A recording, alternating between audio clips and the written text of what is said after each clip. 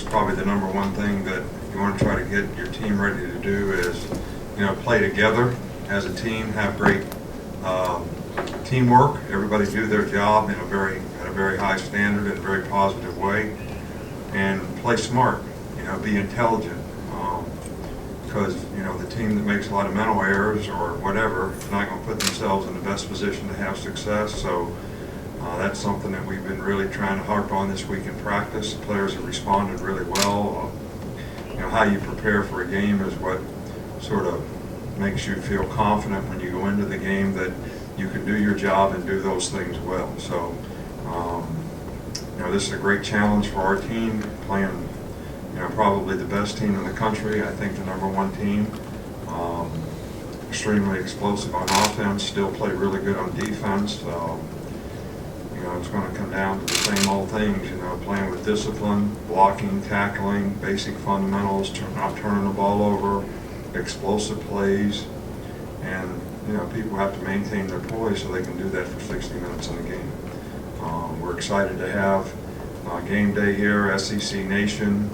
I'm sure there'll be a great atmosphere in Bryant-Denny Stadium, and if you're a great competitor, I think you look forward to challenges like this, and this will certainly be a great challenge for our team.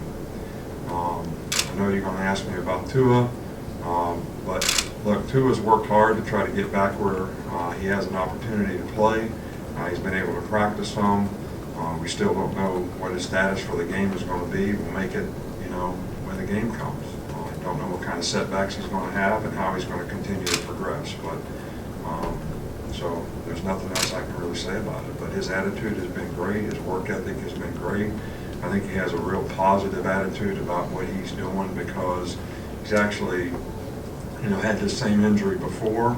And I think when you get injured, you're very apprehensive about, how to go about coming back from it. But when you've had it before, I think you have a lot more positive feeling about how you can come back from it. So all those things have been very positive for him. Would you start on the right here with Charlie?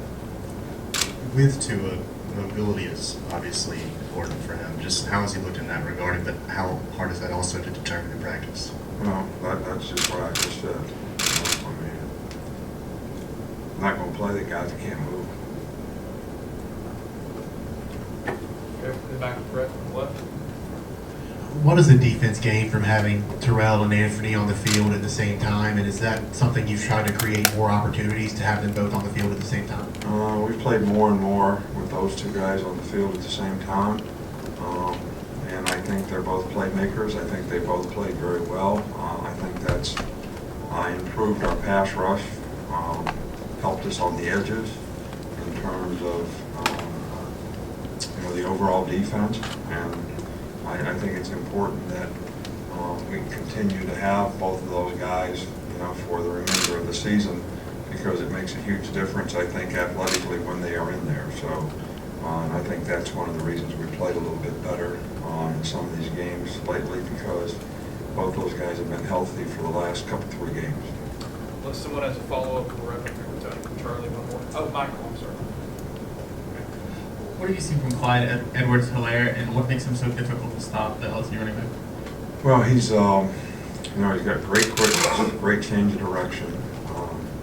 He's got a low center of gravity, and he's just kind of power built, so he can run behind his pads. Really good route runner and really good receiver. So he makes a lot of people miss. He also can run with power. He has really good hands. He's very instinctive. So the guy's been an outstanding player for him, very, very productive. Go here in the middle with Michael. We've got two more Michael and Charlie. Where have you seen Joseph Bulovas improve from last season? I think Joe's more confident, more consistent in what he's doing.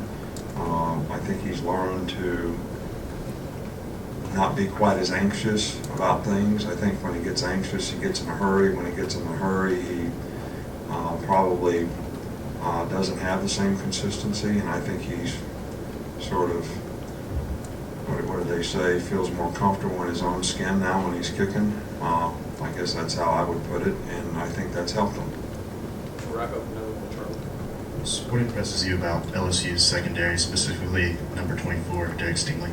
Yeah, Stingley is, thought he was, probably one of the best corners in the country in high school in recruiting, and certainly hasn't disappointed. I think he's a fantastic player. He's really good cover skills, good ball skills.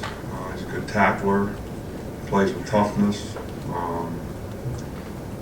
plays the ball in the deep part of the field really well. So this guy, you'd never know he was a freshman, I can tell you that. And he plays with a lot of confidence. And he's been very, very productive for them. All right, Coach, thank you. Thank you.